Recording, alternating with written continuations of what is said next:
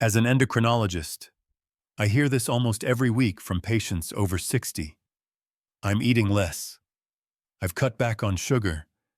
So why is my blood sugar worse than before? That question is not a failure, and it's not your imagination. After 60, diabetes quietly changes how it behaves in the body. The same meals from home, the aham routines. Even the same medications can suddenly stop working the way they used to. Many people blame themselves, thinking they've lost discipline, when in reality their body is responding differently to aging, stress, sleep, and muscle loss. The rules you followed at 50 may now be pushing your blood sugar in the wrong direction. In this video, I want to shift that conversation and give you clarity instead of confusion. We're going to talk about what truly changes with diabetes after 60 and why the strategies that once worked may now be holding you back. I'll walk you through 5 key shifts I see every day in my patients and explain them in plain, practical language you can relate to at home. This is not about fear or blame, but about understanding your body and making smarter choices moving forward. Before we continue, take a moment to share your age and how long you've been managing diabetes. Your experience helps others feel less alone, and I read every comment carefully. After 60. One of the biggest changes affecting diabetes happens at night, not at the dinner table. Sleep becomes lighter, shorter, and more fragmented. Many older adults wake up several times without realizing how much this disrupts blood sugar. When sleep is broken, the body releases more stress hormones, especially cortisol. Cortisol tells the liver to push extra sugar into the bloodstream to protect the brain. This means you can go to bed doing everything right and still wake up with high blood sugar. This is not caused by poor discipline, but by how the aging body reacts to poor sleep. Studies show that even one night of reduced deep sleep can lower insulin sensitivity the next day by up to 20%.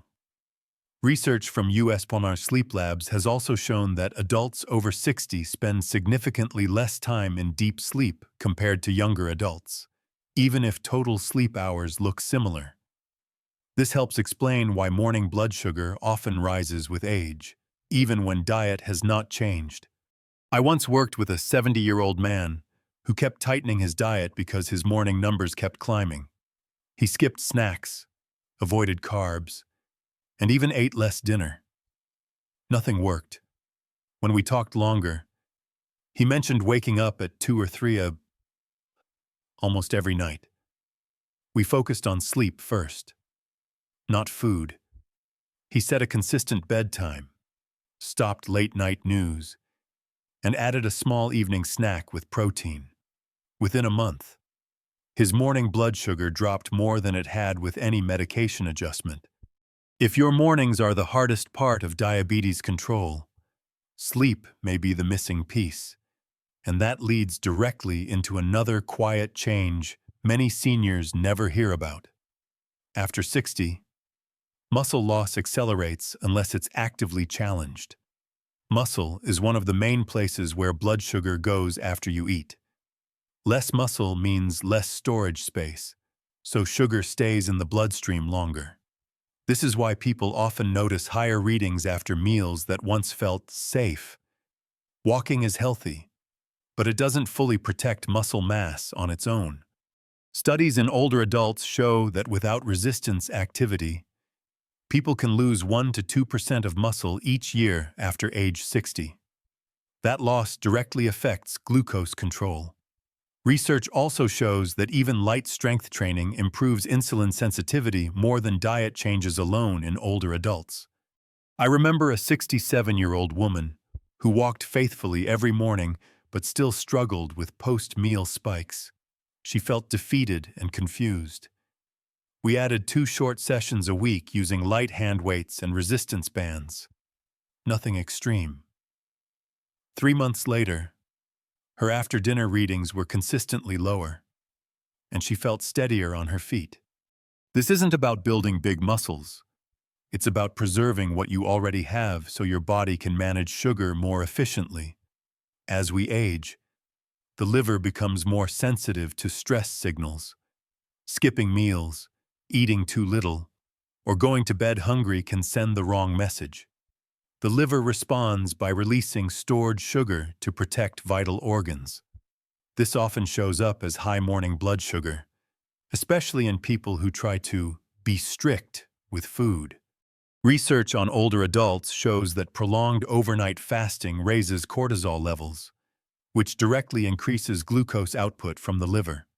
This is one reason the dawn phenomenon becomes more common after 60.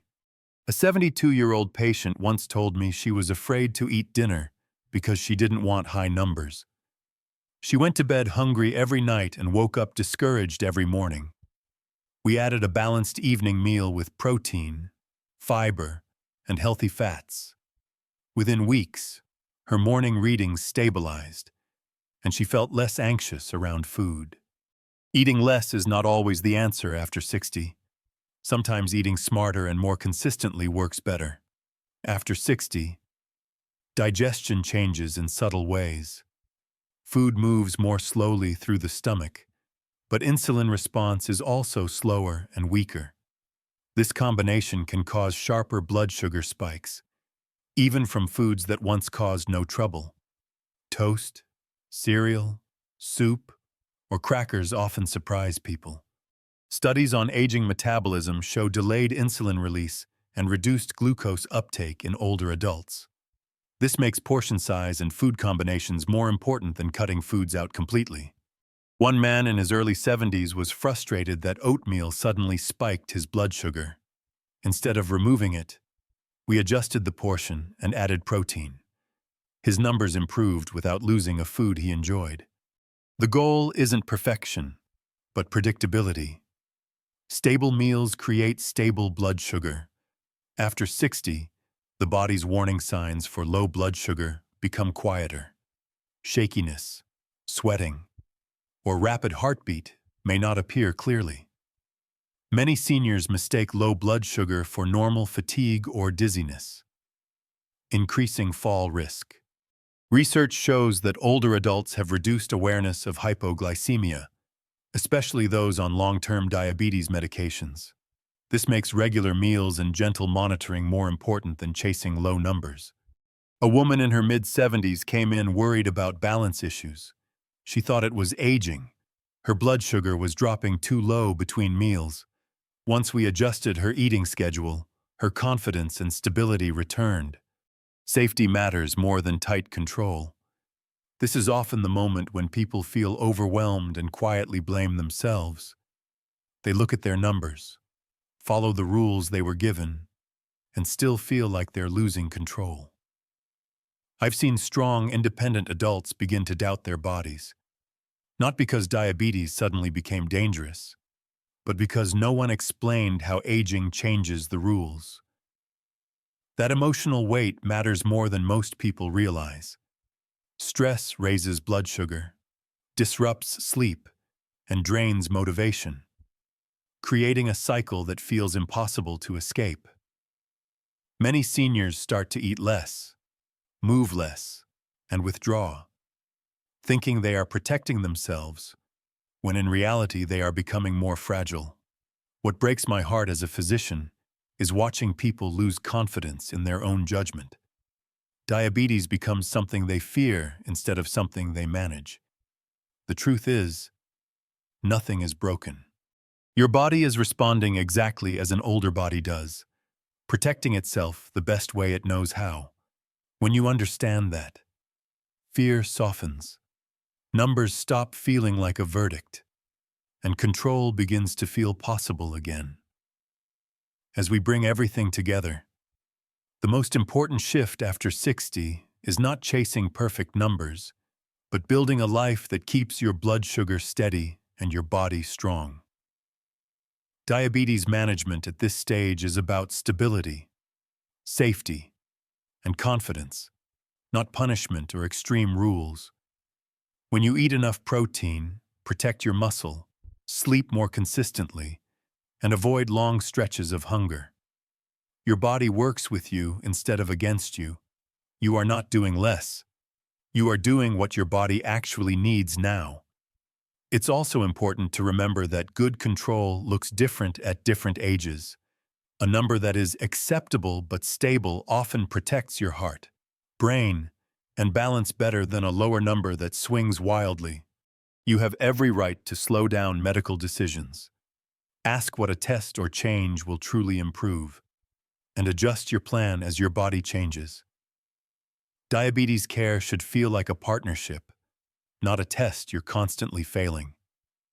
When you stop comparing your current body to who you were decades ago, you free yourself to manage diabetes with clarity instead of fear. Aging does not mean losing control. It means choosing smarter, gentler strategies that support independence, comfort, and peace of mind every day. Before you change another medication or skip another meal, try one simple step today. Eat your meals at regular times and add a short 10 to 15-minute walk or light movement after eating. Notice how your body responds, not just the numbers on a screen. Write down how you sleep, how steady you feel on your feet, and how much energy you have in the morning. Bring those notes to your next appointment and talk them through with your doctor. Small, consistent habits often do more for blood sugar after 60 than strict rules ever did. And you can start that shift today.